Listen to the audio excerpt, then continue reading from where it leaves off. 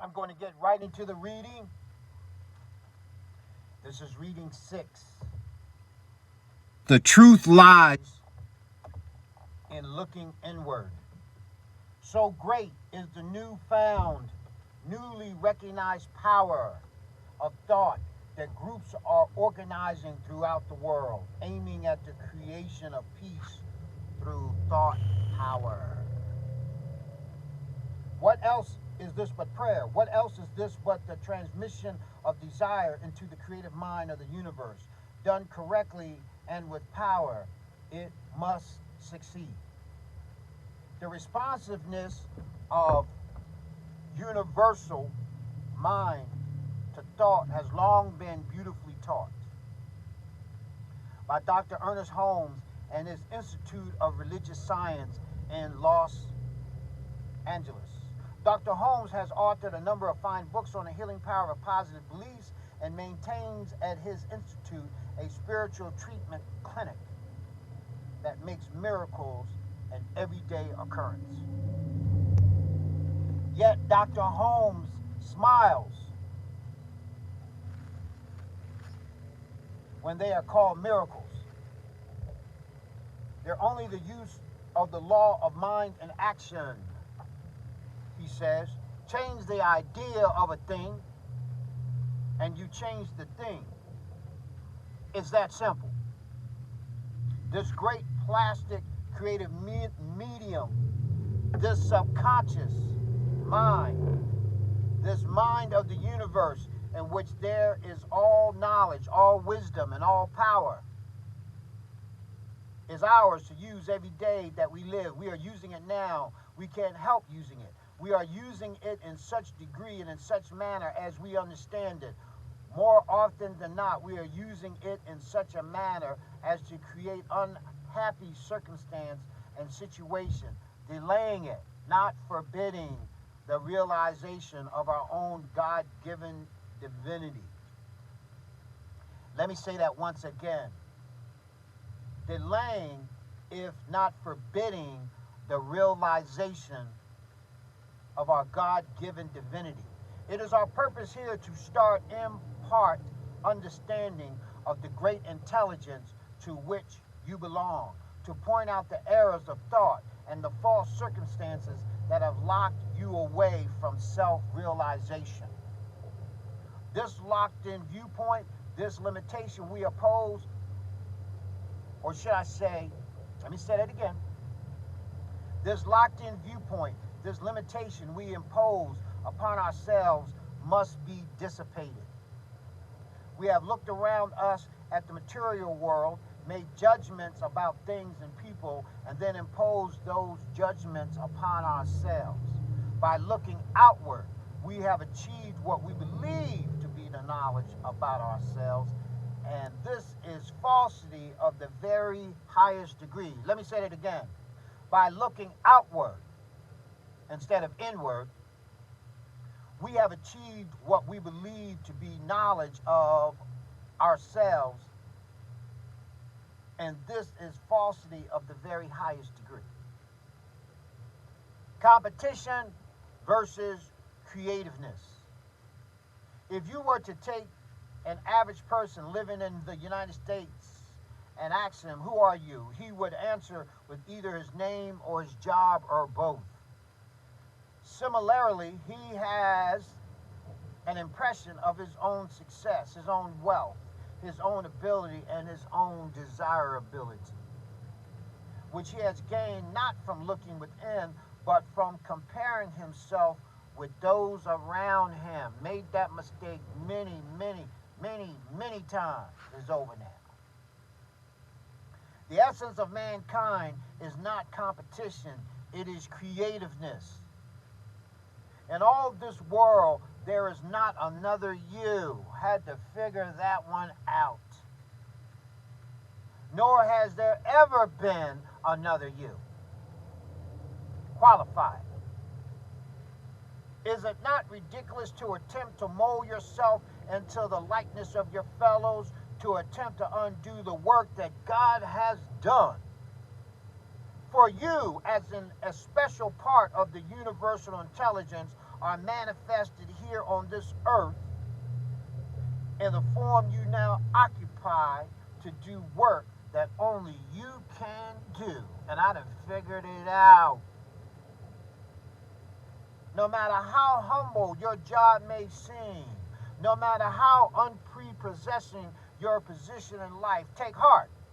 The universe has sired no other person like you. Needed to hear that one. Only you can be you. That's the reason why when somebody that I know has clicked on the like or not like on the YouTube, but it doesn't show that they viewed the video, why would you click on you don't like it and you didn't even hear it? But guess what? At the end of the day, it don't matter because I'm going to take care of my demonstration anyway. I was built for this. I am a warrior if I'm nothing else. And I want to be the very best at what I do, especially when I truly start understanding thought and mind power. Had a demonstration that happened today. If my homeboy wasn't, if I didn't put my homeboy on a two-way to make it a three-way, and he was even like, yo, what you doing? I'm saying, yeah, bro, this was being done before me and you were talking. But I just want you to hear what I'm talking about. Let the other people say what they saying, and then you understand. That's part of the thought process that manifests through subatomic particles.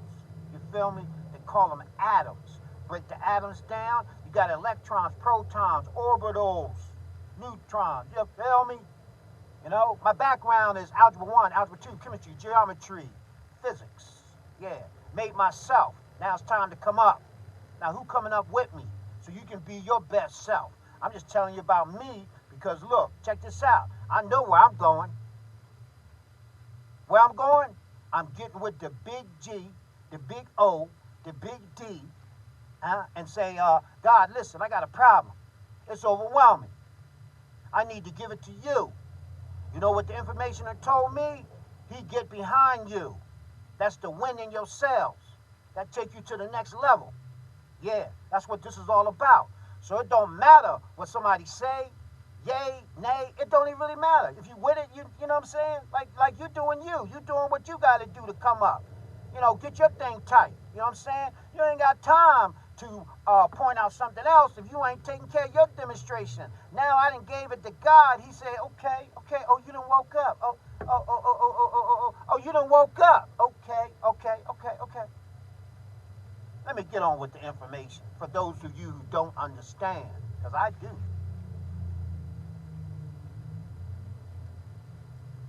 The essence of mankind is not competition, it is creativeness. In all this world, there is not another you, nor has there ever been another you. Had to say it again. Only you can be you. Had to say that again. Because I need to hear this just as much as y'all. Only you can draw upon the infinite for those divine powers that are yours. There is a fine line of demarcation between competition and creativeness in the minds of everyone today. Yet there are black and white, complete opposites on the polar scale. Let me say it again. Yet they are black and white, complete opposites on the polar scale. Competition attempts to be like. Competitiveness, or what they say, creativity, attempts to be unlike. Competition casts all humanity in the same mold. Creativity makes of each man an individual counterpart of God. Boy, you better hear me. Don't matter if you hear me or not, I'm still going to come up. You're going to see me somewhere. I'll make sure I'm visible. You see what I'm saying? And then, look, and then I know how to carry it in such a way that even if you try to bring me, whatever you're trying to bring me, look, my Lord, protect me. Oh, yeah, off the top. Because I said to myself, if I'm just going to come up, don't let me be taught by man. Let me to be taught by the big G, the big O, the big D, and manifest. It's going down. Creativeness, on the other hand, is a world all your own. If you were to take brush and palette in hand right now and paint a picture in oils, the result, good, bad, or indifferent, by the world standards, would be all your own. The finest artist living could not copy it exactly. Does not this prove there is no other you. Conformity and competition are death nails to the spirit. Creativityness and nonconformity are an expansion into cosmic understanding. Enlightenment, I need all that. God consciousness, need all that too. Studied that like 30 years ago. It took this long for me to get it. Yeah, about 30. A little bit more than 30. But I got it. No matter how long. Your security in life depends entirely on your recognition of your divine nature. Money, home, insurance policies, and positions are like smoke in the night. There are no banks in the hereafter, no pockets in a coffin. Let me say it again. Nor pockets in a coffin. No pockets in a coffin. All the things of the world change. They are born, they blossom, they bear fruit, and they die. Only the great unity, your own association with the infinite, your own individual manifestation of the universal mind of God, only that is changeless.